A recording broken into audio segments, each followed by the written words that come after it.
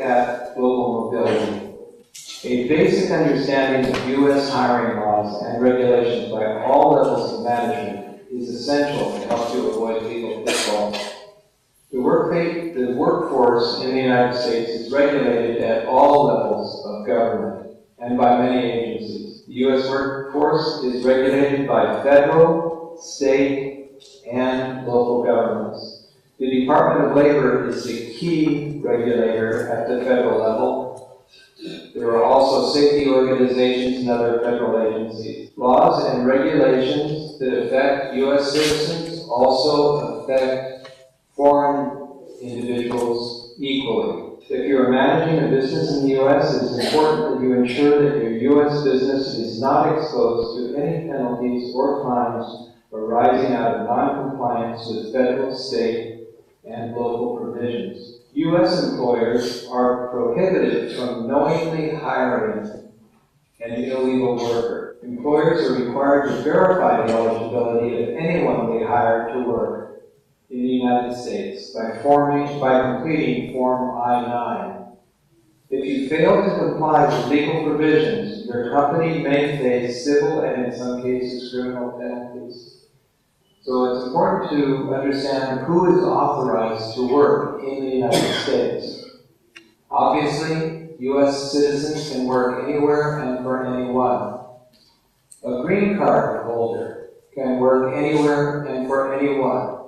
The green card holder cannot vote. They are not a citizen of the United States yet, but they have all the rights and privileges of a U.S. citizen with regards to employment. Foreign nationals with work visas can only work for the employer who sponsored their visa, although they may have more than one work visa at a time, and therefore be able to work for more than one employer at a time.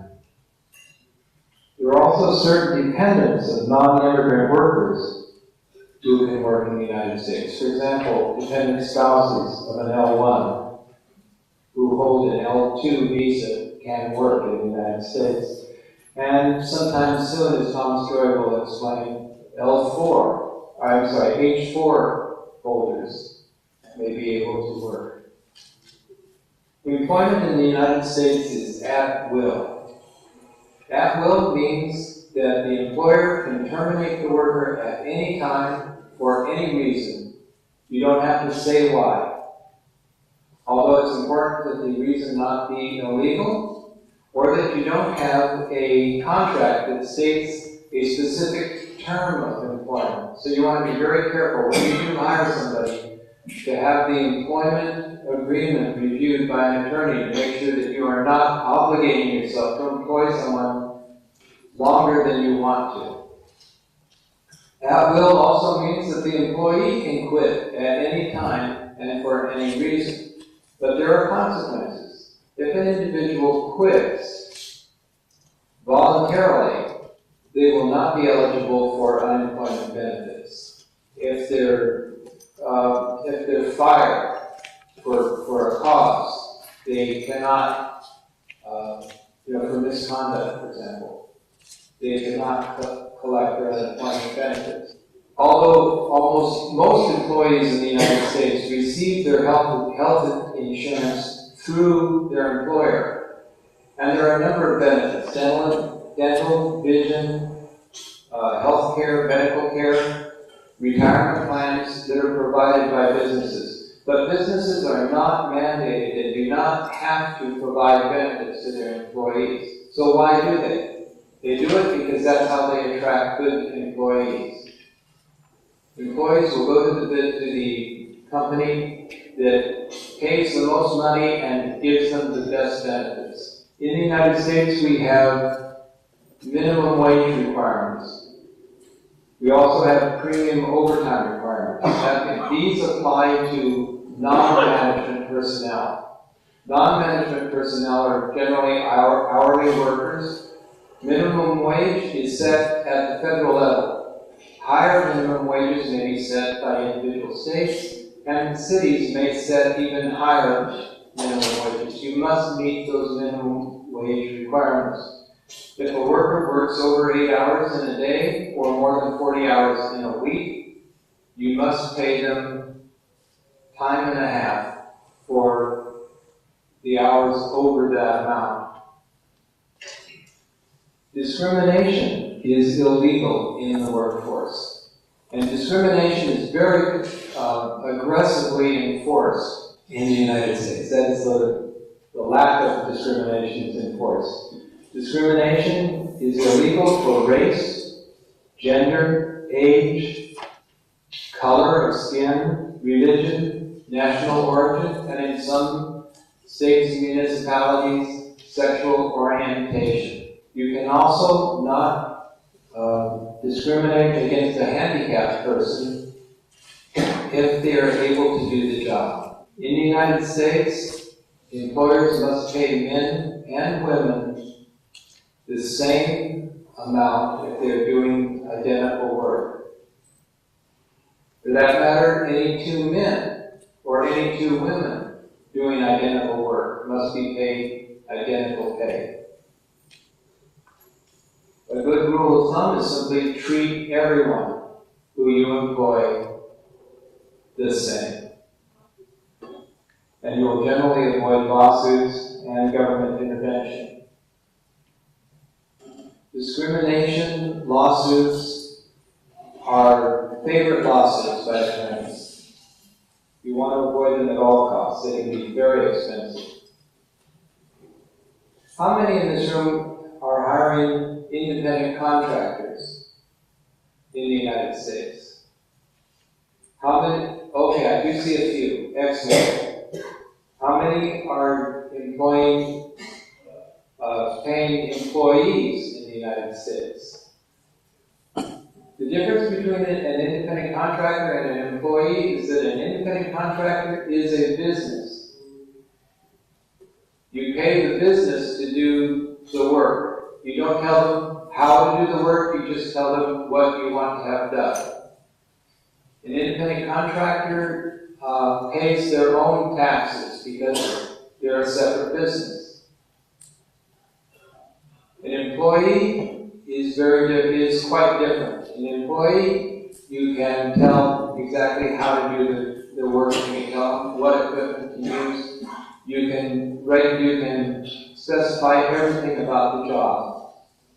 You're also responsible for withholding income taxes and income taxes and payroll taxes for Social Security and Medicare. Independent contractors are increasingly popular, especially for short-term projects and for companies in the early stages of company growth that don't want to spend money on a large HR function, and also to avoid payroll obligations and employment law requirements. However, you have to be very careful that if an independent contractor cannot find work after working for you, they may file an unemployment claim against your company, even though you weren't the employer. And generally speaking, the state government will honor that request, and then you're in trouble, because now you have to pay the government back taxes, penalties, and interest for all of the payroll taxes that you did not pay them. So it's very important that you keep your independent contractors at an arm's length and carefully make sure that you do not treat them like an employee.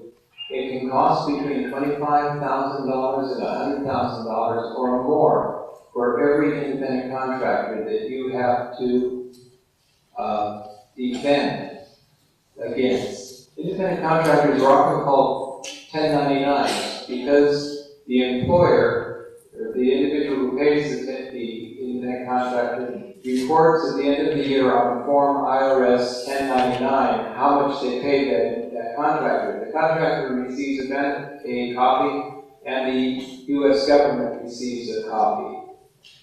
They use that to pay their taxes. An individual who is an employee may be referred to as a W-2. That's because the employer fills out Form IRS W-2 at the end of the year.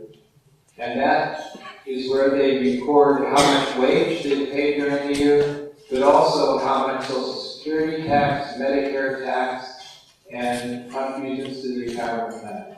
So I have a simple question. Can an H-1B Someone who is brought in on a work visa sponsored by your company, be paid as an independent contractor? Absolutely not. They're an employee. So Indian companies that bring foreign nationals into the United States must be very careful that they properly classify them foreign workers. As a foreign company, you have the option of hiring a staffing firm in India to hire individuals that you would bring to the United States. You would hire people for your U.S. operation. You can also hire them for your Indian operation. You could also hire a staffing firm in the United States to supply people domestically and also in India. I recommend that you engage a staffing firm that has experience in India and the United States. And one of those is YMS People, who have a presence in both India and the United States. That way, if you're hiring management from India to be relocated, let's say on an L1 to the United States, you can act proactively to hire the right person. On the other hand, if you are hiring marketing personnel in the United States, you want somebody who understands the U.S. market, you then want to engage a company that has familiarity with the U.S. Workers. Expeditious deployment of resources anywhere in the United States requires a three-step process. First, you must create a strategic plan for your future staffing requirements. Secondly, identify real and potential challenges, especially with regard to immigration. In other words, play the what-if game. Not the what-is game, but the what-if game. What if something should happen? You want to be prepared ahead of time. Create a timeline that incorporates the details of your strategic objectives is step 3. This is vitally important because you want to make sure that when you're hiring an H-1, for example, an H-1B candidate, that you don't hire them right after the cap has been met. Right after the quota has been met. You want to make sure that you hire the right person at the right time. Here's an example of the extensive process followed by one business while staffing their U.S. operation with foreign nationals. This company first tried to hire resources in the United States, looking for qualified U.S. citizens and green card holders. That is, individuals who could work anywhere. They were not able to find suitable candidates, so the company then looked to hire foreign nationals on OPT. While it did hire some students on OPT, it required senior and mid-level managers and skilled professionals to manage the project. It looked to transfer some of its qualified employees from India. However, it was already July and the H-1B cap was already exhausted. Hence, it could not petition for the H-1B for its employees. The company looked to transfer one of its managers on an L1A and was successful. The company needed additional Indian staff. However, their immigration attorney advised them that would not qualify under L1B because they were not specialized knowledge workers. The company was desperate to have the project staffed with adequate and desired technical resources, so they then looked to hire candidates with approved H-1Bs both in the U.S. and Canada. That is, individuals who already had their H-1B and perhaps may have been working at another company. They identified 2 candidates working in the U.S. on H-1B. The company consulted their immigration attorney and realized that one of them was employed by an H-1B exempt employer, and that he was in H-1B status by virtue of being in a cap-exempt job. That meant he was not counted against the H-1B quota and hence could not be hired to work for the company. The second H-1B candidate was found suitable, and they filed an H-1B petition for him, and they got him hired immediately. They also hired another H-1B candidate on a part-time basis after filing an appropriate petition for him. But they still needed a couple more employees, so they looked to hire individuals in India who already had been counted against the H-1B visa. These are individuals who worked in the United States and then returned under H-1B and then returned to India. They identified one candidate and hired him, but they still had not met the resource requirements. They consulted a hiring agency who suggested to them that they look for qualified Canadian candidates across the border who they could engage on TN status. They engaged the hiring agency to look for suitable Canadian candidates, and after they identified one, they hired him and had him work under TN status. Finally, they had an adequate number of resources as they desired and were able to proceed with the project. Now, what this company lacked was appreciation of the three-step deployment process. They completely lacked a strategic plan of operation. They also lacked an awareness of real and potential challenges. And they lacked a timeline that would guide them through the process. They also lacked an experienced staffing provider in the United States who could help them create and implement a strategic plan. Engaging a global staffing and mobility solutions provider will help you address your staffing and employment challenges effectively. YMS people can not only help you quickly identify resources that meet your requirements and hire them, be it within the United States or India, but YMS people can also develop effective strategies, as explained above, for you to meet your staffing requirements. Now, one last item that is very important and critically important, especially in the IT industry. In some circumstances, U.S. export controls may have an impact on hiring and employment of foreign nationals, especially those working in software and technology. Under U.S. law, transfer of goods, technology, or software to a foreign person in the United States or abroad is considered an export. In other words, you're exporting controlled knowledge. Under U.S. export laws, you require a license, generally, before you can export goods, services to the United States, or from the United States. U.S. employers need to obtain a deemed export license for the release of export-controlled technology or technical data to foreign nationals that may occur during the course of an employment within the United States. An authorized release of controlled knowledge to a foreign national within the United States constitutes an export violation if you do not have a deemed export license. So while petitioning for a foreign employee, the USCIS will require employers to perform a deemed export attestation on USCIS Form I-129.